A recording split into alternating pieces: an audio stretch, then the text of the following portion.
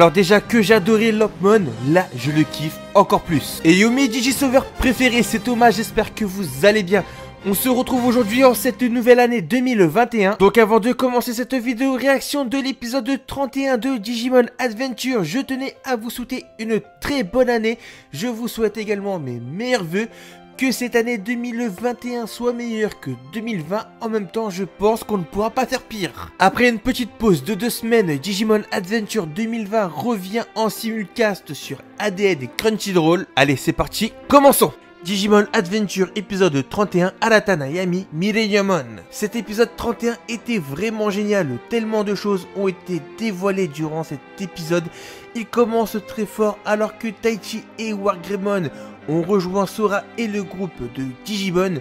Quelque chose d'inattendu se passe. La mémoire d'antan de Lopmon se réveille et cela grâce au Kyukok Shinka de Wargreymon.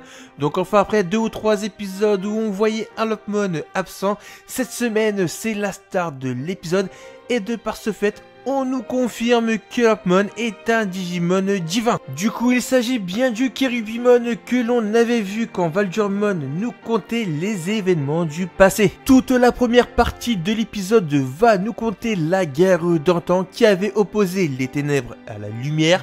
Lopmon, sous sa forme Kyukyok-Tai Cherubimon, est un des Digimon gardiens qui était au front lors de cette bataille, qui l'opposait face au Digimon engendré par les ténèbres qui est tout simplement Millenniumon, qui sera d'ailleurs soit un boss à la façon d'Evimon, c'est-à-dire un semi-boss, soit un boss final. Lors de cette grande guerre, les Digimon de Nero y ont participé. On y voit Angemon aux côtés de Wargreymon et le reste des Digimon de Nero ne sont pas encore dévoilés.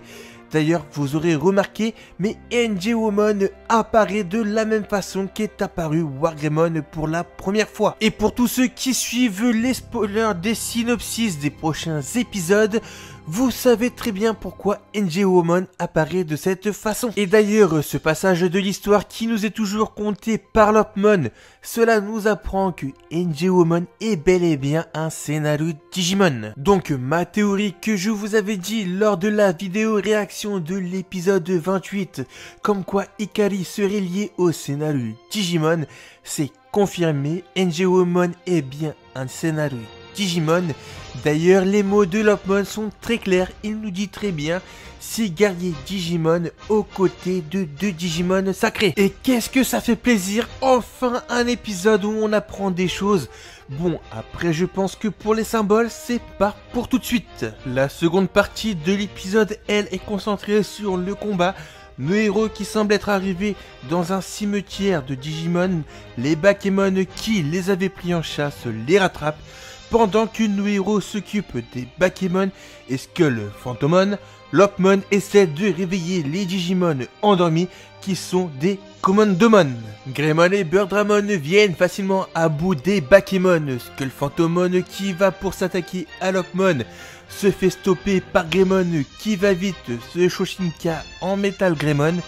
Birdramon qui fait face à 2 Bakemon qui se sont Shoshinka eux en Skull Phantomon n'a d'autre choix que de se Shoshinka en Garudamon et parvient à vite à en venir à bout avec une attaque Shadow Wings de toute beauté. Le combat de Metal Greymon qui était à jeu égal avec Skull Phantomon, ce dernier décide de se Kyukyok Shinka en Gokumon. Et alors que nos héros étaient en mauvaise posture, le courage de Taichi de ne pas abandonner enclenche le Kyukyok de Shinka de Metal Greymon en Wargreymon. D'ailleurs, l'animation du Kyukyok Shinka est toujours aussi belle et explosive.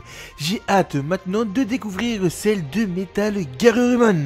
Le combat Wargreymon contre Gokumon peut enfin commencer et même s'il fut court, il était très bien animé.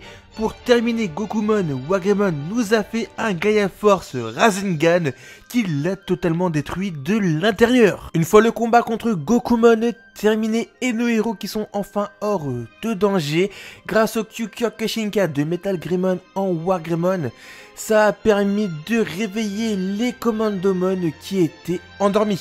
Les Commandomon sont des Digimon ayant participé à la guerre d'antan. D'ailleurs, Lopmon va ordonner aux commandes d'Omon de retrouver les enfants élus ainsi que leurs Digimon. L'épisode de lui se termine sur Skull Knightmon avec Ikari qui aperçoit Moon Millenniummon.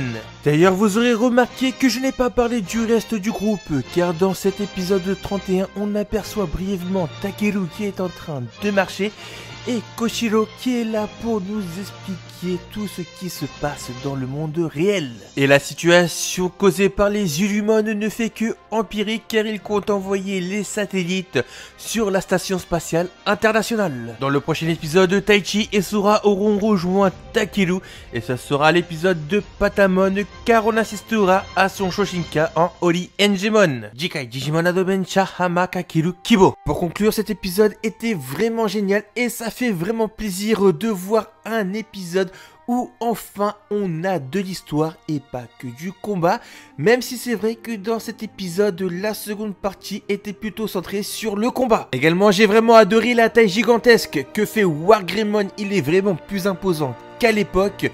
D'ailleurs, sur certaines scènes, je l'ai comparé à un Gundam. L'animation durant l'épisode était vraiment assez homogène, très fluide, très dynamique durant les combats. Et les musiques d'ambiance et insert song sont toujours aussi cool. Maintenant, je lance ma petite théorie. Vous avez remarqué que durant l'épisode, dans le passage où on voit Enjewomon et le reste des Digimon sous leur forme Kukyok-Tai, seuls Seraphimon et Ophanimon apparaissent comme Wargreymon est apparu la première fois. Donc je pense que les prochains Kukyok-Tai que l'on verra, ce sera Ophanimon et Seraphimon. Déjà que là, la semaine prochaine, on aura le droit à Holy Engemon. Aussi, petite parenthèse, la majorité ne le savent peut-être pas, mais dans ce reboot, Enjewomon ne va pas méga évoluer en Holy Dramon, mais en Ophanimon.